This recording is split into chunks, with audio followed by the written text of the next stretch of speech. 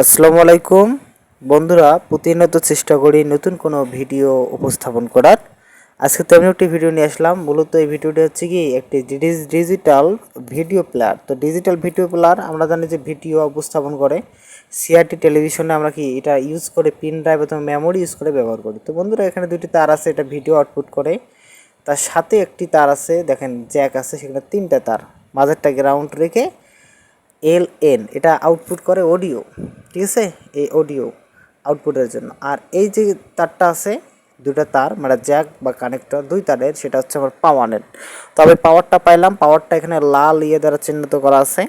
তাহলে এখানে আমি কী করব, পাওয়ার সংযুক্ত করব। তো মূলত সমস্যাগুলো স্টেপ বাই স্টেপ করানো দরকার। তো স্টেপ করাটাই কিন্তু প্রয়োজন, তাই না? ওই স্টেপ বাই স্টেপ করলে হয় কি, তার কাজের ধারাটা ঠিক থাকে, সহজে কিন্তু বোঝা যায় যে সমস্যাটা কোথায় পাইলাম।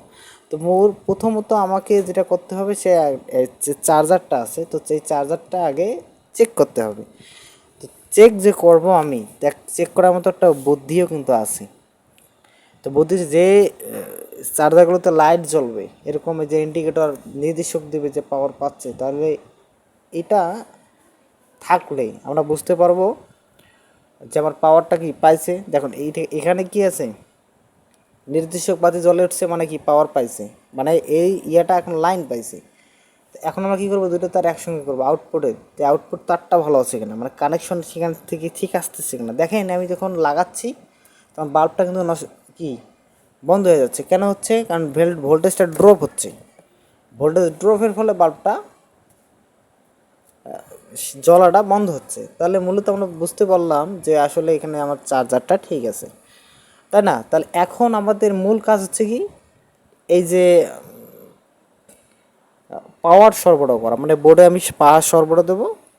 পাওয়ারটা সরবরাহ দেওয়ার পর আমি দেখবো যে বোর্ডের মধ্যে কোনো সমস্যা আছে কিনা। অবশ্যই সমস্যা আছে, কারণ সমস্যা নাই আছে বিদায় আমার কি লাইন পাচ্ছে না।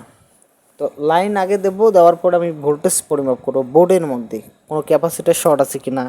মূলত ক্যাপাসিটার শর্ট হলে ভোল্টেজ ড্রপ হয়ে যায়। তো আমি লাইন লাগাইলাম, লাগানোর পর পিসিবি বোর্ডে আমি দেখবো যে আমার পাওয়ারটা, যে ভোল্টেজটা আসার কথা, সে ভোল্টেজটা কনস্ট্যান্ট আছে কিনা, মানে স্থির আছে কিনা, না কিছুটা কম আছে। তো দেখেন আমি পাওয়ার দিলাম, কিন্তু কোনো প্রকার আমি কোনো পাইলাম না যে আসলে পাওয়ারটা পাইলো কিনা। দেখেন, তো পাওয়ারটা পাওয়ার জন্য প্রথমে আমি একটা কী নেবো, পরিমাপ করার জন্য একটি ডিজিটাল মাল্টিমিটার নিলাম। তো এই ডিজিটাল মাল্টিমিটারের সিলেক্টর নবটি আমি কোথায় রাখলাম, 20 ভোল্টে। 2 ভোল্টের উপরে 20 ভোল্টের নিচে যেহেতু পরিমাপ করবো, এখানে আমার 5 ভোল্ট আসবে চার্জার থেকে, তাহলে মেন 5 ভোল্টটা আমাকে পরিমাপ করে নিতে হবে। তাই আমি আমার সুবিধার্থে গ্রাউন্ড করে নিলাম।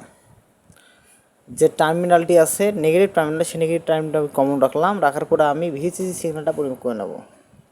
দেখেন এখানে কোনো প্রকার ডিসপ্লেতে একটু দেখেন, এখানে কোনো প্রকার লাইন নেই, মানে হচ্ছে পাওয়ার নেই। আচ্ছা, এরপরে এই যে একটি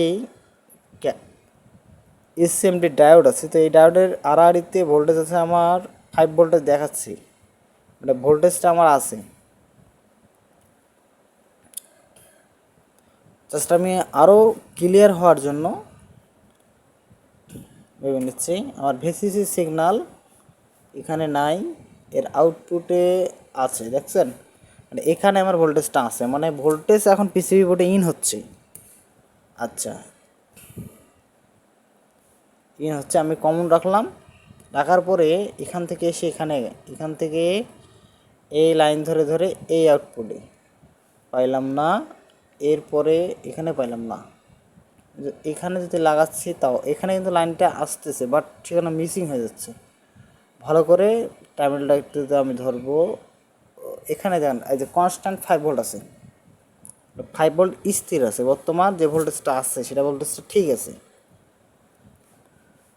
আচ্ছা, ভোল্টেজ ইন হয়েছে, হওয়ার পরে রেগুলেটেড হবে। রেগুলেটেড মানে 1.8 ভোল্টের মতো প্রসেসরে ইন হবে, সে ভোল্টেজটা বর্তমান নাই। তো বন্ধুরা, যে সমস্যাটি আমি দেখলাম এতক্ষণ থেকে, আসলে এই ইন্ডাক্টরটির সমস্যা আমার দীর্ঘ বিশ্বাস। তো ইন্ডাক্টর এটা আগেও আমি বেশ কয়েকটা রিপেয়ার করছি, তো ইন্ডাক্টরের সমস্যা থাকে। ইন্ডাক্টরটা আমি এখানে ইন্ডাক্টরের জায়গাটা সুন্দর করে পরিষ্কার করে ইন্ডাক্টরটা আবার পুনরায় লাগাবো। ইন্ডাক্টরের সমস্যা থাকলে ভোল্টেজ কী হবে, যে প্রকার কাজ করা দরকার সে প্রকার কিন্তু কাজ করবে না। অর্থাৎ কাজ করা বলতে কি এখানে একটি ইলেকট্রোম্যাগনেটিক ইন্টারফেস সৃষ্টি করবে, অর্থাৎ কারেন্টটাকে সে বাধা দিয়ে ভোল্টেজটা অ্যামপ্লিফাই করবে, মানে বর্ধিত করবে। তাহলে